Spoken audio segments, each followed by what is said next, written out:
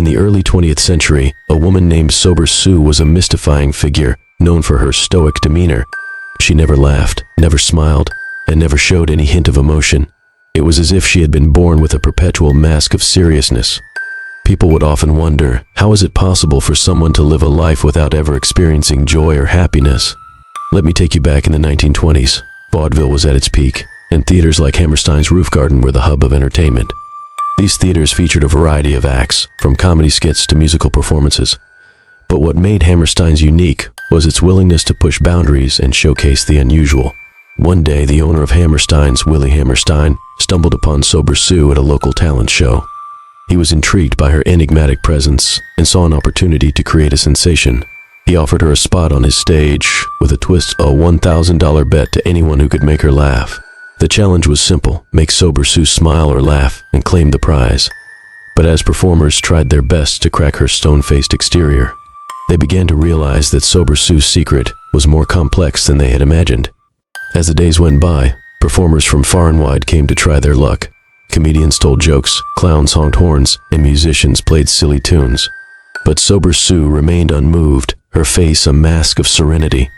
The audience was fascinated by her, and soon, Sober Sue became the main attraction at Hammerstein's. People came from all over to see the woman who never laughed. The theater was packed every night, with spectators eager to witness the impossible. Willie Hammerstein was thrilled. He had never seen such a response to a performer before. He began to advertise Sober Sue as a challenge, a test of comedic skill. Make Sober Sue laugh and win $1,000, the posters read. But as the weeks turned into months, performers began to realize that Sober Sue's secret was more than just a publicity stunt. There was something deeper, something that made her immune to laughter. One night, a young comedian named Jack decided to take on the challenge. He had heard the rumors about Sober Sue's past, about the tragedy that had left her with a frozen face. He was determined to uncover the truth. As Jack took the stage, Sober Sue gazed at him with an unblinking stare.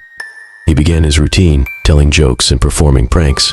But Sober Sue didn't flinch. And then, something unexpected happened.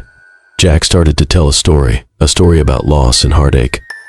Sober Sue's eyes began to glaze over, and for a moment, Jack thought he saw a flicker of emotion. But it was just a moment. Sober Sue's mask slipped back into place, and she remained unmoved. Jack left the stage, defeated. But he couldn't shake off the feeling that he had glimpsed something beneath Sober Sue's surface. Something that made him want to know more. Jack couldn't get Sober Sue out of his mind. He began to research her past, talking to people who knew her before she came to Hammerstein's. And what he found shocked him. Sober Sue's real name was Sarah, and she had grown up in a small town in the Midwest. She had been a happy child, always laughing and smiling. But tragedy struck when she was just a teenager. Her parents died in a fire, leaving her alone and adrift. Sarah's grief was overwhelming. She became withdrawn and isolated, unable to express her emotions. And then, one day she woke up to find that her face was frozen.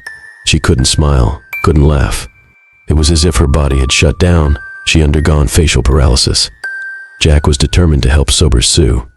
He began to visit her every day, talking to her and trying to get her to open up. And slowly but surely, Sober Sue began to trust him. One day, Jack asked Sober Sue to tell him about her parents.